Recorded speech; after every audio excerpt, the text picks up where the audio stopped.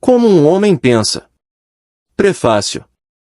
Este pequeno volume, resultado de meditação e experiência, não pretende ser um tratado exaustivo sobre o assunto muito escrito do poder do pensamento.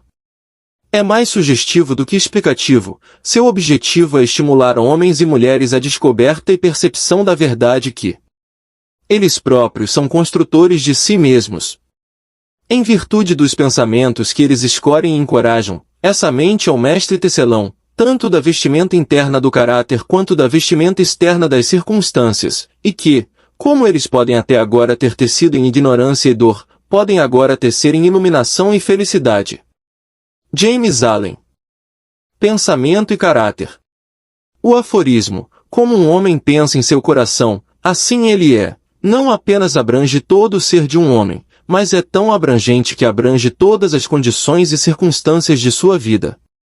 Um homem é literalmente o que pensa, sendo seu caráter a soma completa de todos os seus pensamentos. Assim como a planta brota da semente não poderia existir sem ela, todo ato de um homem brota das sementes ocultas do pensamento e não poderia ter surgido sem elas. Isso se aplica tanto aos atos chamados espontâneos e não premeditados quanto aos que são deliberadamente executados. O ato é a flor do pensamento, e a alegria e o sofrimento são seus frutos, assim o homem acumula os frutos doces e amargos de sua própria lavoura. O pensamento na mente nos fez o que somos. Pelo pensamento foi forjado e construído. Se a mente de um homem tem maus pensamentos, a dor vem sobre ele como vem a roda do boi atrás. Se alguém perseverar em pureza de pensamento, a alegria o seguirá. Como sua própria sombra, com certeza. O homem é um crescimento por lei, e não uma criação por artifício, e causa e efeito são tão absolutos e invariáveis no reino oculto do pensamento quanto no mundo das coisas visíveis e materiais. Um caráter nobre e semelhante a Deus não é uma coisa de favor ou acaso, mas é o resultado natural do esforço contínuo no pensamento correto, o efeito de uma associação longamente acarinhada com pensamentos divinos. Um caráter ignóbil e bestial, pelo mesmo processo, é o resultado do contínuo abrigamento de pensamentos rasteiros. O homem é feito ou desfeito por si mesmo. No arsenal do pensamento ele forja as armas pelas quais se destrói. Ele também molda as ferramentas com as quais constrói para si mansões celestiais de alegria, força e paz. Pela escolha certa e verdadeira aplicação do pensamento, o homem ascende à perfeição divina. Pelo abuso e a aplicação errada do pensamento, ele desce abaixo do nível da besta. Entre esses dois extremos estão todos os graus de caráter, e o homem é seu criador e mestre. De todas as belas verdades relativas à alma que foram restauradas e trazidas à luz nesta época, nenhuma é mais alegre ou frutífera de promessa e confiança divinas do que esta, que o homem é o mestre do pensamento, o modelador do caráter e o criador e modelador de condição, ambiente e destino. Como um ser de poder, inteligência e amor, e senhor de seus próprios pensamentos, o homem detém a chave para todas as situações e contém dentro de si aquele agente transformador e regenerador pelo qual ele pode se fazer o que quiser. O homem é sempre o mestre, mesmo em seu estado mais fraco e abandonado, mas em sua fraqueza e degradação ele é o mestre tolo que governa mal sua casa. Quando ele começa a refletir sobre sua condição e a buscar diligentemente a lei sobre a qual seu ser está estabelecido, ele então se torna um mestre sábio, direcionando suas energias com inteligência e moldando seus pensamentos para questões frutíferas. Tal é o mestre consciente, e o homem só pode se tornar assim descobrindo dentro de si as leis do pensamento, cuja descoberta é totalmente uma questão de aplicação, autoanálise e experiência. Somente com muita pesquisa e mineração se obtém ouro e diamantes, e o homem pode encontrar toda a verdade relacionada ao seu ser, se cavar fundo na mina de sua alma, e que ele é o criador de seu caráter, o moldador de sua vida e o construtor de seu destino. Ele pode provar infalivelmente, se observar, controlar e alterar seus pensamentos, traçando seus efeitos sobre si mesmo, sobre os outros e sobre sua vida e circunstâncias, ligando causa e efeito pela prática e investigação paciente, e utilizando todas as suas experiências, mesmo as mais triviais, ocorrências cotidianas, como um meio de obter aquele conhecimento de si mesmo que é compreensão, sabedoria, poder. Nesta direção, como em nenhuma outra, é absoluta a lei de que aquele que busca encontra, e ao que bate se abrirá, pois somente pela paciência e prática. Efeito do pensamento nas circunstâncias. A mente do homem pode ser comparada a um jardim, que pode ser cultivado de forma inteligente ou deixado correr solto, mas seja cultivada ou negligenciada, deve, e irá, produzir. Se nenhuma semente útil for colocada nele, então uma abundância de sementes de ervas daninhas inúteis cairá nele e continuará a produzir sua espécie. Assim como um jardineiro cultiva seu terreno, mantendo-o livre de ervas daninhas e cultivando as flores e frutos de que necessita, um homem pode cuidar do jardim de sua mente, eliminando todos os pensamentos errados, inúteis e impuros, e cultivando para a perfeição as flores e os frutos dos pensamentos retos, úteis e puros. Seguindo esse processo, o homem mais cedo ou mais tarde descobre que é o jardineiro mestre de sua alma, o diretor de sua vida. Ele também revela, dentro de si mesmo, as leis do pensamento e entende, com precisão cada vez maior, como as forças do pensamento e os elementos da mente operam na formação de seu caráter, circunstâncias e destino. Pensamento e caráter são um só, e como o caráter só pode se manifestar e se descobrir por meio do ambiente e das circunstâncias, as condições externas da vida de uma pessoa sempre estarão harmoniosamente relacionadas ao seu estado interior. Isso não significa que as circunstâncias de um homem em determinado momento sejam uma indicação de todo o seu caráter, mas que essas circunstâncias estão tão intimamente ligadas a algum elemento vital do pensamento dentro dele que, por enquanto, são indispensáveis ao seu desenvolvimento. Todo homem está onde está pela lei de seu ser, os pensamentos que ele construiu em seu caráter o levaram até lá, e no arranjo de sua vida não há elemento de acaso, mas tudo é o resultado de uma lei que não pode errar. Isso vale tanto para aqueles que se sentem fora de harmonia com o ambiente quanto para aqueles que se contentam com eles. Como um ser progressivo e em evolução, o homem está onde está para aprender que pode crescer, e quando ele aprende a lição espiritual que qualquer circunstância contém para ele, ela passa e dá lugar a outras circunstâncias. O homem é golpeado pelas circunstâncias enquanto acredita ser uma criatura de condições externas, mas quando percebe que é um poder criativo e que pode comandar o solo e as sementes ocultas de seu ser, dos quais crescem as circunstâncias, ele então se torna o legítimo mestre de si mesmo. Que as circunstâncias surgem do pensamento, todo homem sabe que por algum tempo praticou o autocontrole e a autopurificação, pois ele deve ter notado que a alteração em suas circunstâncias está na exata proporção de sua condição mental alterada. Tão verdadeiro é isso que, quando um homem se esforça seriamente para remediar os defeitos de seu caráter, e faz progressos rápidos e marcantes, ele passa rapidamente por uma sucessão de vicissitudes. A alma atrai aquilo que abriga secretamente, o que ama, e também o que teme, atinge o auge de suas aspirações acalentadas, cai ao nível de seus desejos não castigados, e as circunstâncias são os meios pelos quais a alma recebe o que é seu. Cada semente pensamento semeada ou deixada cair na mente, e ali se enraizar, produz a sua própria, florescendo mais cedo ou mais tarde em ação, e produzindo seus próprios frutos de oportunidade e circunstância. Bons pensamentos dão bons frutos, maus pensamentos, maus frutos. O mundo exterior das circunstâncias molda-se ao mundo interior do pensamento, e as condições externas agradáveis e desagradáveis são fatores que contribuem para o bem final do indivíduo. Como ceifeiro de sua própria colheita, o homem aprende tanto pelo sofrimento quanto pela felicidade. Seguindo os desejos, aspirações, pensamentos mais íntimos, pelos quais ele se deixa dominar, perseguindo os fogos fatos de imaginações impuras ou caminhando com firmeza na estrada do esforço forte e elevado, um homem finalmente chega à sua fruição e realização nas condições externas de sua vida. As leis de crescimento e ajuste prevalecem em todos os lugares. Um homem não chega ao asilo ou à prisão pela tirania do destino ou das circunstâncias, mas pelo caminho de pensamentos rasteiros e desejos vis. Nenhum homem de mente pura cai subitamente no crime pelo estresse de qualquer mera força externa. O pensamento criminoso há muito havia sido secretamente alimentado no coração, e a hora da oportunidade revelou seu poder acumulado. A circunstância não faz o homem, ela o revela a si mesmo. Nenhuma condição pode existir como descer ao vício e seus sofrimentos concomitantes à parte de inclinações viciosas, ou ascender à virtude e sua felicidade pura sem o cultivo contínuo de aspirações virtuosas. E o homem, portanto, como senhor e mestre do pensamento, é o criador de si mesmo, o modelador e o autor do ambiente. Os homens não atraem o que querem, mas o que são.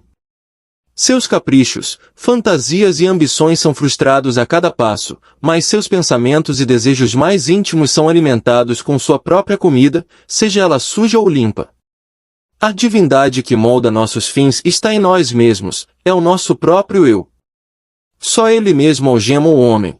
Pensamento e ação são os carcereiros do destino, eles aprisionam. Sendo vil, eles também são os anjos da liberdade, eles libertam, sendo nobres.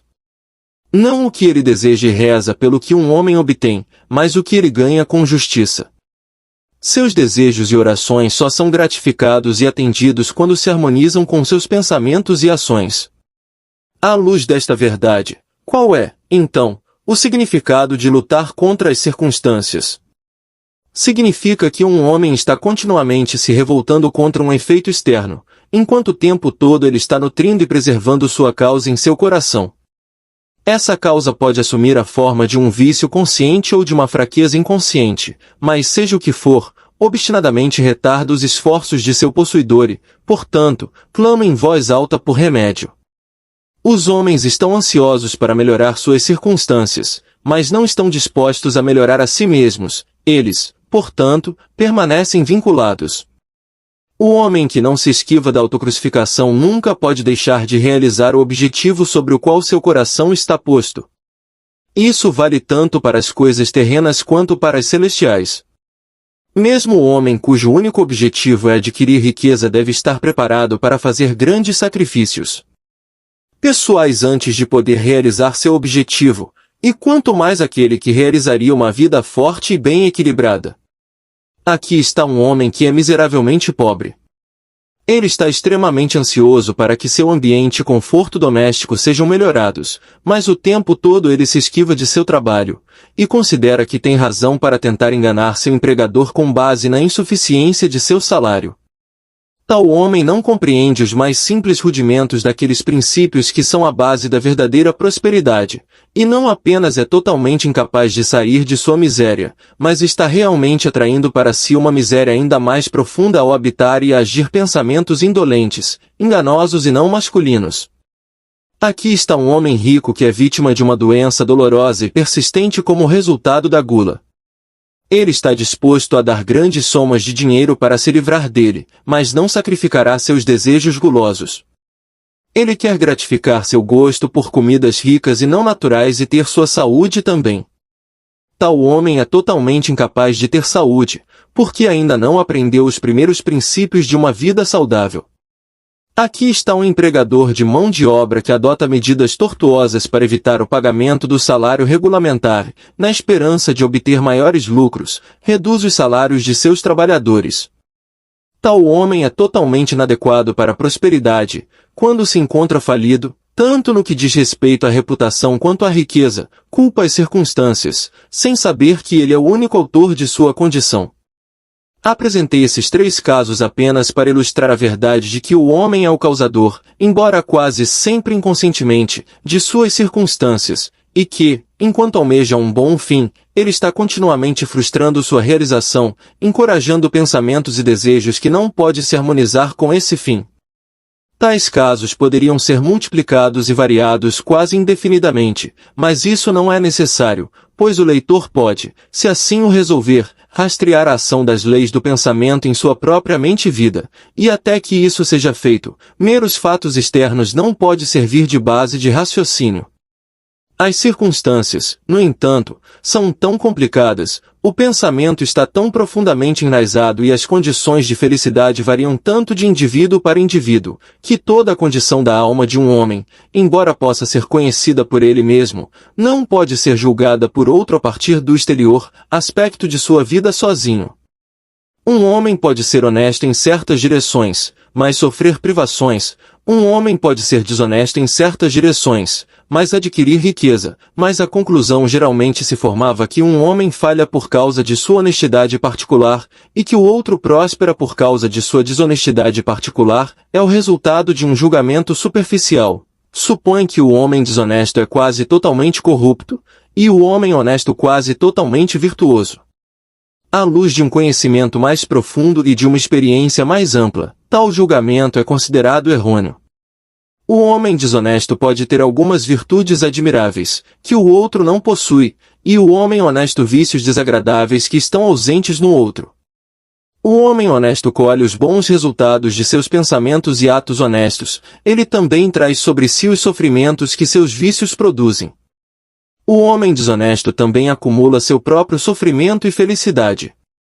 É agradável à vaidade humana acreditar que sofre por causa de sua virtude, mas não até que um homem tenha extirpado todo o pensamento doentio, amargo e impuro de sua mente, e lavado toda a mancha pecaminosa de sua alma, ele pode estar em posição de saber e declarar que seus sofrimentos são o resultado de seu bem, e não de suas más qualidades, e no caminho, ainda muito antes de ter alcançado essa perfeição suprema, ele terá encontrado, operando em sua mente e vida, a grande lei que é absolutamente justa e que não pode, portanto, dar bem por mal, mal por boa. Possuindo tal conhecimento, ele então saberá, olhando para trás em sua ignorância e cegueira passadas, que sua vida é, e sempre foi, ordenada com justiça, e que todas as suas experiências passadas, boas e más, foram o resultado equitativo de sua evolução, ainda não evoluído. Bons pensamentos e ações nunca podem produzir maus resultados, maus pensamentos e ações nunca podem produzir bons resultados. Isso é apenas dizer que nada pode vir do milho além do milho, nada das urtigas além das urtigas. Os homens entendem essa lei no mundo natural e trabalham com ela, mas poucos a entendem no mundo mental e moral, embora sua operação ali seja igualmente simples e invariável, e, portanto, não cooperam com ela. O sofrimento é sempre o efeito do pensamento errado em alguma direção. É um indício de que o indivíduo está em desarmonia consigo mesmo, com a lei do seu ser. O único e supremo uso do sofrimento é purificar, queimar tudo que é inútil e impuro. O sofrimento cessa para aquele que é puro. Não poderia haver nenhum objeto em queimar ouro depois que a escória fosse removida, e um ser perfeitamente puro e iluminado não poderia sofrer. As circunstâncias que um homem encontra com o sofrimento são o resultado de sua própria harmonia mental. As circunstâncias que um homem encontra com bem-aventurança são o resultado de sua própria harmonia mental. A bem-aventurança, não as posses materiais, é a medida do pensamento correto. Miséria, não falta de bens materiais, é a medida do pensamento errado. Um homem pode ser amaldiçoado e rico, ele pode ser abençoado e pobre. A bem-aventurança e as riquezas só se unem quando as riquezas são usadas correta e sabiamente, e o pobre só desce à miséria quando considera sua sorte como um fardo imposto injustamente. A indigência e a indulgência são os dois extremos da miséria. Ambos são igualmente antinaturais e o resultado de um transtorno mental. Um homem não está devidamente condicionado até que seja um ser feliz, saudável e próspero, e felicidade, saúde e prosperidade são o resultado de um ajuste harmonioso do interior com o exterior, do homem com seu entorno. Um homem só começa a ser homem quando deixa de lamentar e insultar e começa a buscar a justiça oculta que regula a sua vida. E à medida que ele adapta sua mente a esse fator regulador, ele deixa de acusar os outros como a causa de sua condição e se constrói em pensamentos fortes e nobres, deixa de lutar contra as circunstâncias, mas começa a usá-las como auxílio para seu progresso mais rápido e como meio de descobrir os poderes e possibilidades ocultos dentro de si mesmo. A lei, não a confusão, é o princípio dominante no universo. A justiça, não a injustiça, é a alma e a substância da vida, e a justiça, não a corrupção, é a força motriz modeladora no governo espiritual do mundo. Sendo assim, o homem tem apenas que se endireitar para descobrir que o universo está certo, e durante o processo de se corrigir, ele descobrirá que, à medida que altera seus pensamentos em relação às coisas e às outras pessoas, as coisas e as outras pessoas se alteram em relação a ele. A prova desta verdade está em cada pessoa e, portanto, admite fácil investigação por introspecção sistemática e autoanálise.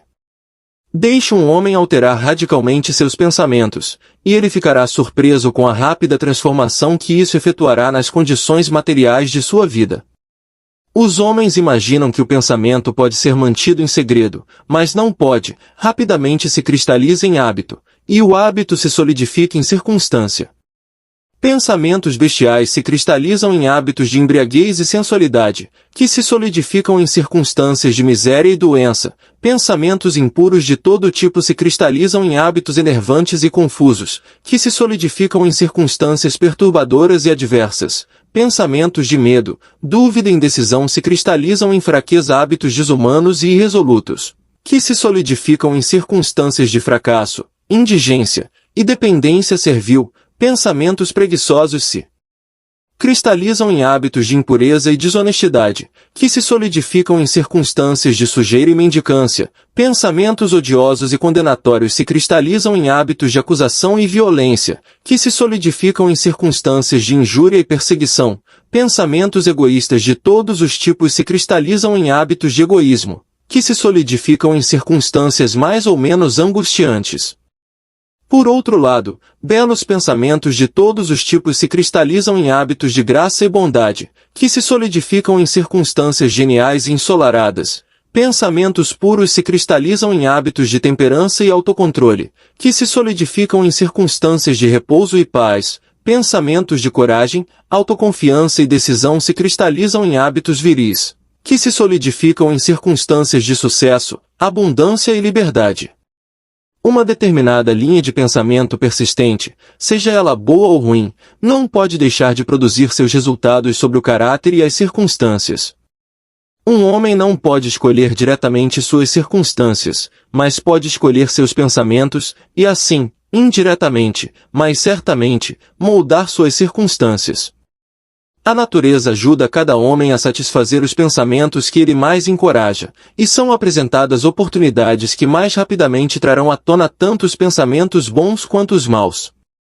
Deixe um homem cessar seus pensamentos pecaminosos, e todo o mundo se amolecerá em relação a ele e estará pronto para ajudá-lo. Deixe-o deixar de lado seus pensamentos fracos e doentios, e eis que oportunidades surgirão por todos os lados para ajudar suas fortes resoluções. Deixe-o encorajar bons pensamentos, e nenhum destino difícil prenderá a miséria e vergonha. O mundo é o seu caleidoscópio, e as combinações variadas de cores, que a cada momento sucessivo ele apresenta a você, são as imagens primorosamente ajustadas de seus pensamentos sempre em movimento. Então você será o que você quiser ser. Deixe o fracasso encontrar seu falso conteúdo nessa pobre palavra, ambiente. Mas o espírito o despreza e é livre. Ele domina o tempo, conquista o espaço.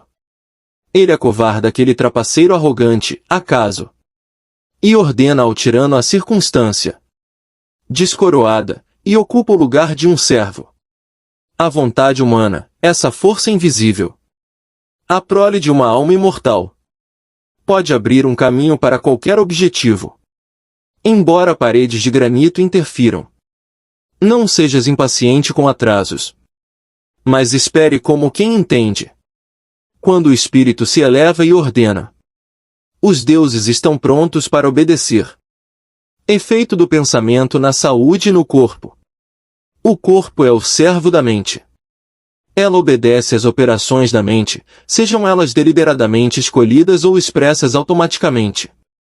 A pedido de pensamentos ilícitos, o corpo afunda rapidamente na doença e na decadência. Ao comando de pensamentos alegres e belos, ela se reveste de juventude e beleza. A doença e a saúde, como as circunstâncias, estão enraizadas no pensamento. Pensamentos doentios se expressarão através de um corpo doentio. Pensamentos de medo são conhecidos por matar um homem tão rapidamente quanto uma bala, e eles estão continuamente matando milhares de pessoas com a mesma certeza, embora menos rapidamente. As pessoas que vivem com medo da doença são as pessoas que a adquirem. A ansiedade rapidamente desmoraliza todo o corpo e o deixa aberto à entrada de doenças, enquanto pensamentos impuros, mesmo que não sejam fisicamente tolerados, logo destruirão o sistema nervoso. Pensamentos fortes, puros e felizes constroem o corpo em vigor e graça. O corpo é um instrumento delicado e plástico, que responde prontamente aos pensamentos que o impressionam, e os hábitos de pensamento produzirão sobre ele seus próprios efeitos, bons ou maus. Os homens continuarão a ter sangue impuro e envenenado, enquanto propagarem pensamentos impuros. De um coração limpo vem uma vida limpa e um corpo limpo. De uma mente contaminada procede uma vida contaminada e um corpo corrupto. O pensamento é a fonte da ação, da vida e da manifestação. Purifique a fonte, e tudo será puro. A mudança de dieta não ajudará um homem que não mudará seus pensamentos. Quando um homem torna seus pensamentos puros, ele não deseja mais comida impura. Pensamentos limpos criam hábitos limpos. O chamado santo que não lava o corpo não é santo. Aquele que fortaleceu e purificou seus pensamentos não precisa considerar o micróbio malévolo. Se você quer proteger seu corpo, proteja sua mente. Se você renovasse seu corpo, embelezasse sua mente. Pensamentos de malícia, inveja, decepção, desânimo, roubam do corpo sua saúde e graça. Um rosto azedo não vem por acaso, é feito por pensamentos azedos. Rugas que marcam são desenhadas pela loucura, paixão e orgulho. Conheço uma mulher de 96 anos que tem o rosto brilhante e inocente de uma menina. Conheço um homem bem abaixo da meia-idade cujo rosto é desenhado em contornos desarmônicos. Um é o resultado de uma disposição doce e ensolarada, o outro é o resultado da paixão e do descontentamento. Assim como você não pode ter uma morada doce e saudável a menos que admita livremente o ar e a luz do sol em seus aposentos, um corpo forte e um semblante brilhante, feliz ou sereno só podem resultar da livre entrada na mente de pensamentos de alegria e boa vontade e serenidade. Nos rostos dos idosos há rugas feitas pela simpatia, outras pelo pensamento forte e puro, e outras são esculpidas pela paixão. Quem não pode distingui-las? Para aqueles que viveram em retidão, a idade é calma, pacífica e suavemente suave, como o sol poente. Recentemente, vi um filósofo em seu leito de morte. Ele não era velho, exceto em anos. Ele morreu tão doce e pacificamente como ele viveu. Não há médico como o pensamento alegre para dissipar os males do corpo, não há consolador que se compare à boa vontade para dispersar as sombras da dor e da tristeza. Viver continuamente em pensamentos de má vontade, cinismo, suspeita e inveja é estar confinado em um buraco de prisão feito por si mesmo. Mas pensar bem de todos, ser alegre com todos, aprender pacientemente a encontrar o bem em todos, tais pensamentos altruístas são os próprios portais do céu, e habitar dia a dia em pensamentos de paz para com toda criatura trará paz abundante ao seu possuidor. Pensamento e propósito. Até que o pensamento esteja ligado ao propósito, não há realização inteligente. Com a maioria, a casca do pensamento pode flutuar no oceano da vida. A falta de objetivo é um vício, e tal deriva não deve continuar para aquele que deseja evitar a catástrofe e a destruição.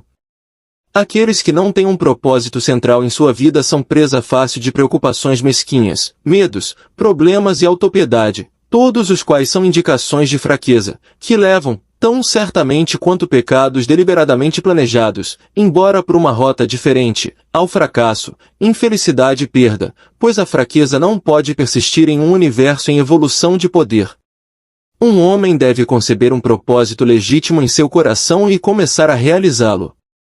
Ele deve fazer desse propósito o ponto central de seus pensamentos. Pode tomar a forma de um ideal espiritual, ou pode ser um objeto mundano, de acordo com sua natureza no momento, mas seja o que for, ele deve focalizar firmemente suas forças de pensamento no objeto que ele colocou diante dele. Ele deve fazer deste propósito seu dever supremo, e deve dedicar-se à sua realização, não permitindo que seus pensamentos se desviem em fantasias, anseios e imaginações efêmeras. Este é o caminho real para o autocontrole e a verdadeira concentração do pensamento. Mesmo que ele falhe repetidas vezes em realizar seu propósito, como ele necessariamente deve fazer até que a fraqueza seja superada, a força de caráter adquirida será a medida de seu verdadeiro sucesso, e isso formará um novo ponto de partida para o poder e o triunfo futuros. Aqueles que não estão preparados para a apreensão de um grande propósito devem fixar os pensamentos no cumprimento impecável de seu dever, não importa quão insignificante sua tarefa possa parecer. Só assim os pensamentos podem ser reunidos e focalizados, e a resolução e a energia podem ser desenvolvidas, o que, sendo feito, não há nada que não possa ser realizado. A alma mais fraca, conhecendo sua própria fraqueza e acreditando nesta verdade de que a força só pode ser desenvolvida por esforço e prática, irá, assim acreditando, imediatamente começar a se esforçar e, somando esforço ao esforço, paciência a paciência e força ao força, nunca deixará de se desenvolver e, finalmente, crescerá divinamente forte. Assim como o homem fisicamente fraco pode tornar-se forte por meio de um treinamento cuidadoso e paciente, o homem de pensamentos fracos pode fortalecê-los exercitando-se no pensamento correto. Deixar de lado a falta de objetivo e a fraqueza, e começar a pensar com propósito, é entrar nas fileiras daqueles fortes que só reconhecem o fracasso como um dos caminhos para a realização, que fazem todas as condições servi-los, e que pensam fortemente, tentam sem medo e realizam com maestria. Tendo concebido seu propósito, um homem deve traçar mentalmente um caminho direto para a sua realização, sem olhar nem para a direita nem para a esquerda. Dúvidas e medos devem ser rigorosamente excluídos, são elementos desintegradores, que rompem a linha reta do esforço, tornando-a torta, ineficaz, inútil. Pensamentos de dúvida e medo nunca conseguiram nada, e nunca podem. Eles sempre levam ao fracasso. Propósito, energia, poder de fazer e todos os pensamentos fortes cessam quando a dúvida e o medo se insinuam. A vontade de fazer brota do conhecimento de que podemos fazer. A dúvida e o medo são os grandes inimigos do conhecimento, e aquele que os encoraja, que não os mata, frustra-se a cada passo. Aquele que venceu a dúvida e o medo venceu o fracasso. Todos os seus pensamentos estão aliados ao poder, e todas as dificuldades são enfrentadas com bravura e superadas com sabedoria. Seus propósitos são plantados oportunamente, e florescem e dão frutos, que não caem prematuramente no chão. O pensamento aliado destemidamente ao propósito torna-se força criadora. Aquele que sabe disso está pronto para se tornar algo mais alto e mais forte do que um mero feixe de pensamentos vacilantes e sensações flutuantes. Aquele que faz isso se torna um manejador consciente e inteligente de seus poderes mentais. O fator pensamento na realização. Tudo o que um homem consegue e tudo o que ele deixa de conseguir é o resultado direto de seus próprios pensamentos.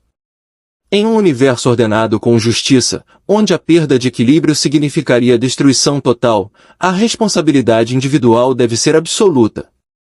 A fraqueza e força de um homem, pureza e impureza, são suas, e não de outro homem. Eles são provocados por ele mesmo, e não por outro, e eles só podem ser alterados por ele mesmo, nunca por outro. Sua condição também é sua, e não de outro homem. Seu sofrimento e sua felicidade são evoluídos de dentro. Como ele pensa, assim ele é. Como ele continua a pensar, então ele permanece. Um homem forte não pode ajudar um mais fraco a menos que esse fraco esteja disposto a ser ajudado.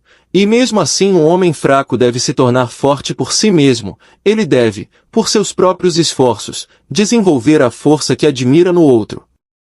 Ninguém, a não ser ele mesmo, pode alterar sua condição. Tem sido comum os homens pensarem e dizerem: muitos homens são escravos porque um é opressor, odiemos o opressor. Agora, porém, há entre um número cada vez maior de pessoas a tendência de reverter esse julgamento e dizer: um homem é opressor porque muitos são escravos, desprezemos os escravos. A verdade é que opressor e escravo são cooperadores na ignorância, e embora pareçam afligir-se mutuamente, na realidade afligem-se a si mesmos. Um conhecimento perfeito percebe a ação da lei na fraqueza do oprimido e no poder mal aplicado do opressor. Um amor perfeito, vendo o sofrimento que ambos os estados acarretam, não condena nenhum. Uma compaixão perfeita abrange tanto o opressor quanto o oprimido. Aquele que venceu a fraqueza e pôs de lado todos os pensamentos egoístas não pertence nem ao opressor nem ao oprimido. Ele está livre. Um homem só pode ascender, conquistar e alcançar elevando seus pensamentos. Ele só pode permanecer fraco, abjeto e miserável recusando-se a elevar seus pensamentos. Antes que um homem possa alcançar qualquer coisa, mesmo em coisas mundanas, ele deve elevar seus pensamentos acima da indulgência animal escrava. Ele não pode, para ter sucesso, desistir de toda animalidade e egoísmo, de forma alguma, mas uma parte dela deve, pelo menos, ser sacrificada. Um homem cujo primeiro pensamento é a indulgência bestial não poderia pensar com clareza nem planejar metodicamente, ele não poderia encontrar e desenvolver seus recursos latentes e fracassaria em qualquer empreendimento. Não tendo começado a controlar corajosamente seus pensamentos, ele não está em condições de controlar os negócios e assumir sérias responsabilidades. Ele não está apto para agir de forma independente e ficar sozinho. Mas ele é limitado apenas pelos pensamentos que ele escolhe. Não pode haver progresso, nenhuma conquista sem sacrifício, e o sucesso mundano de um homem será na medida em que ele sacrifica seus pensamentos animais confusos e fixa sua mente no desenvolvimento de seus planos e no fortalecimento de sua resolução e autoconfiança. E quanto mais alto ele eleva seus pensamentos, quanto mais viril, reto e justo ele se torna, maior será seu sucesso, mais abençoadas e duradouras serão suas realizações. O universo não favorece o ganancioso, o desonesto, o vicioso, embora na mera superfície às vezes possa parecer fazê-lo, ajuda o honesto, o magnânimo, o virtuoso. Todos os grandes mestres de todas as épocas declararam isso de várias formas, e para provar e saber disso um homem tem apenas que persistir em tornar-se cada vez mais virtuoso, elevando seus pensamentos. As conquistas intelectuais são fruto do pensamento consagrado à busca do conhecimento, ou do belo e verdadeiro da vida e da natureza. Tais realizações podem às vezes estar ligadas à vaidade e à ambição, mas não são o resultado dessas características, são o resultado natural de um esforço longo e árduo e de pensamentos puros e altruístas.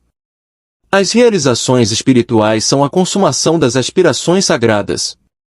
Aquele que vive constantemente na concepção de pensamentos nobres e elevados, que se detém em tudo que é puro e altruísta, tão certo quanto o sol atinge seu zênite e a lua está cheia, tornar-se-á sábio e nobre em caráter, e ascenderá a uma posição de influência e bem-aventurança.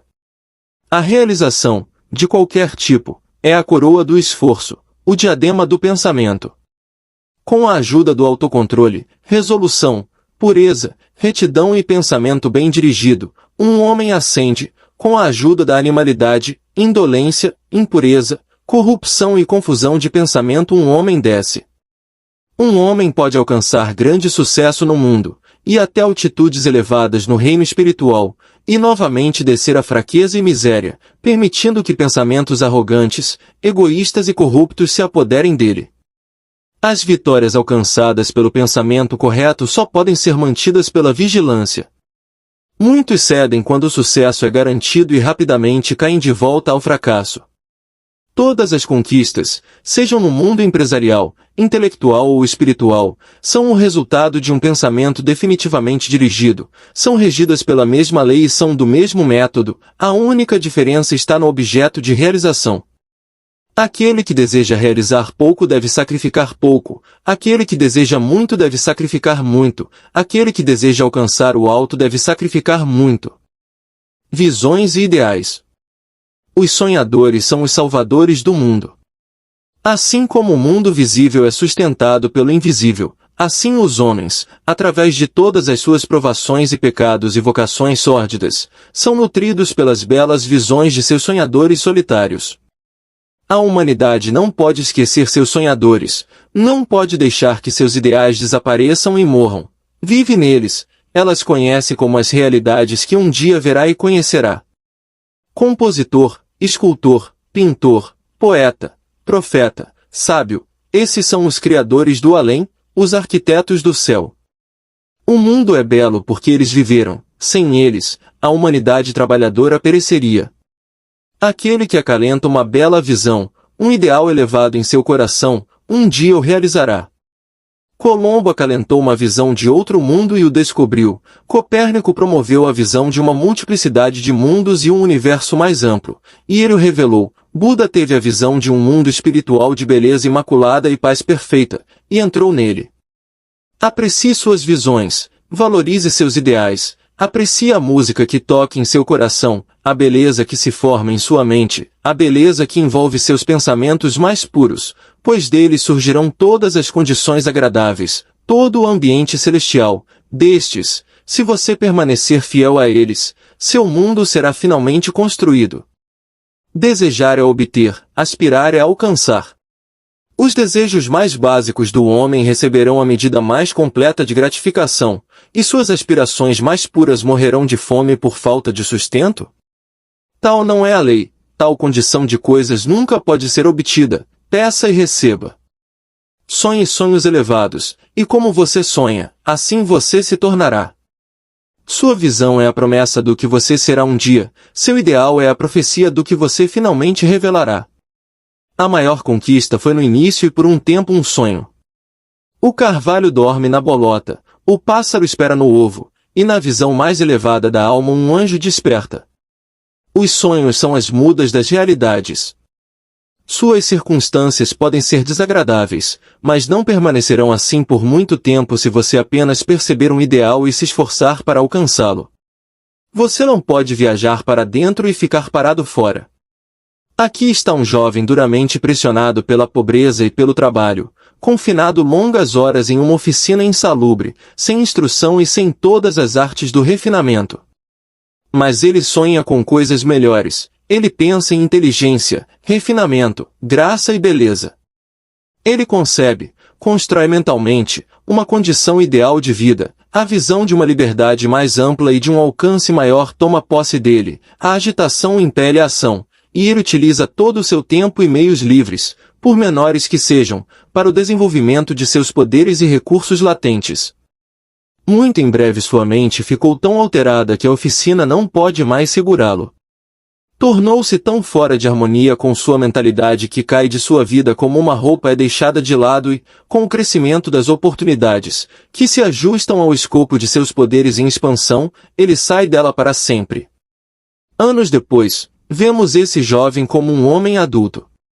Nós o encontramos um mestre de certas forças da mente, que ele exerce com influência mundial e poder quase inigualável. Em suas mãos ele segura os cordões de gigantescas responsabilidades. Ele fala, e eis que vidas são mudadas, homens e mulheres se apegam às suas palavras e remodelam seus caracteres, e, como o sol, ele se torna o centro fixo e luminoso em torno do qual giram inúmeros destinos. Ele realizou a visão de sua juventude. Ele se tornou um com seu ideal. E você também, jovem leitor, realizará a visão, não o desejo ocioso, do seu coração, seja ela baixa ou bela, ou uma mistura de ambos, pois você sempre gravitará em direção ao que você, secretamente, mais ama. Em suas mãos serão colocados os resultados exatos de seus próprios pensamentos, você receberá o que você ganha, nem mais nem menos. Qualquer que seja o seu ambiente atual, você cairá, permanecerá ou se levantará com seus pensamentos, sua visão, seu ideal.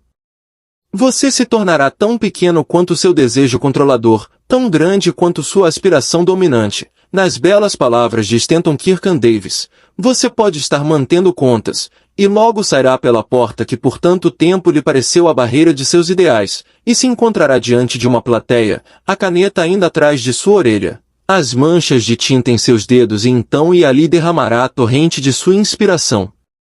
Você pode estar conduzindo ovelhas e vagar pela cidade, bucólica e de boca aberta, vagará sob a orientação intrépida do espírito no estúdio do mestre, e depois de um tempo ele dirá, não tenho mais nada para lhe ensinar. E agora você se tornou o mestre, que recentemente sonhou com grandes coisas enquanto conduzia ovelhas. Você deve largar a serra e o avião para assumir a regeneração do mundo. Os irrefletidos, os ignorantes e os indolentes, vendo apenas os efeitos aparentes das coisas e não as próprias coisas, falam de sorte, fortuna e acaso. Vendo um homem ficar rico, eles dizem, que sorte ele tem. Observando outro tornar-se intelectual, eles exclamam, como ele é altamente favorecido. E notando o caráter santo e a ampla influência de outro, eles observam, como o acaso o ajuda a cada passo.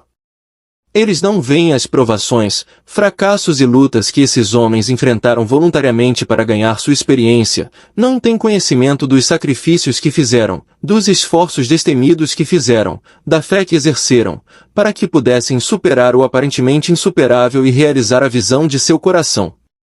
Eles não conhecem a escuridão e as mágoas, eles só veem a luz e a alegria, e chamam isso de sorte.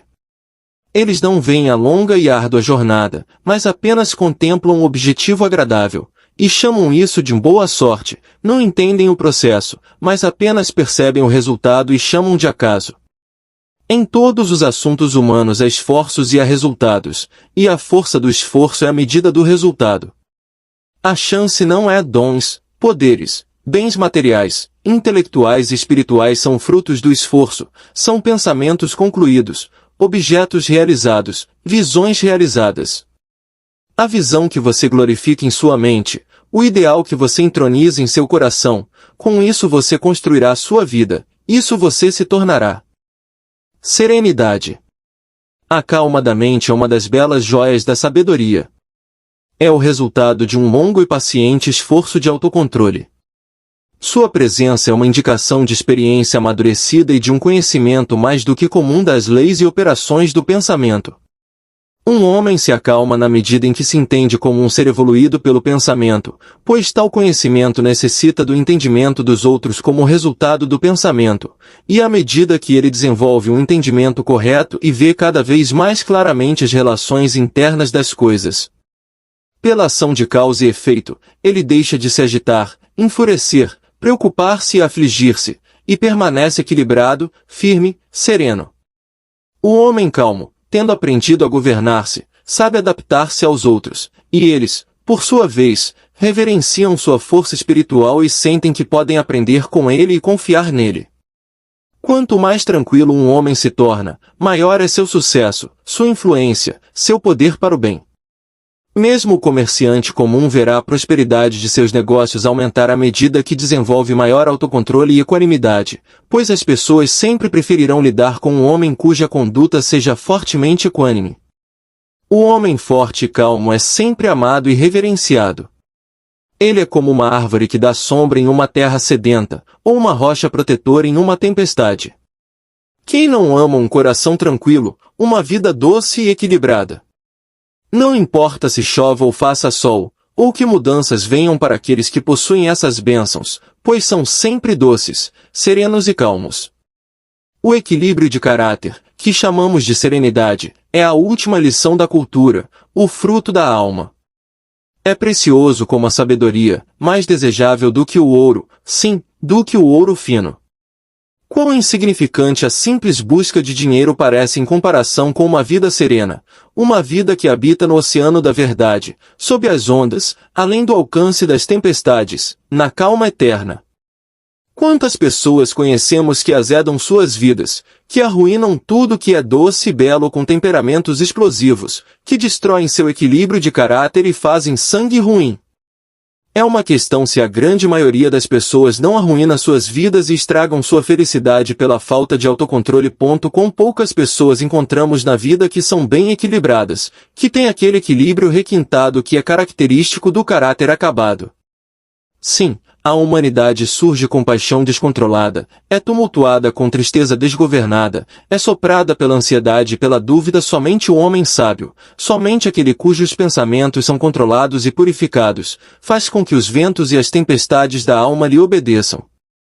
Almas sacudidas pela tempestade, onde quer que estejam, sob quaisquer condições em que vivam, saibam que no oceano da vida as ilhas da bem-aventurança estão sorrindo, e a costa ensolarada de seu ideal aguarda sua vinda.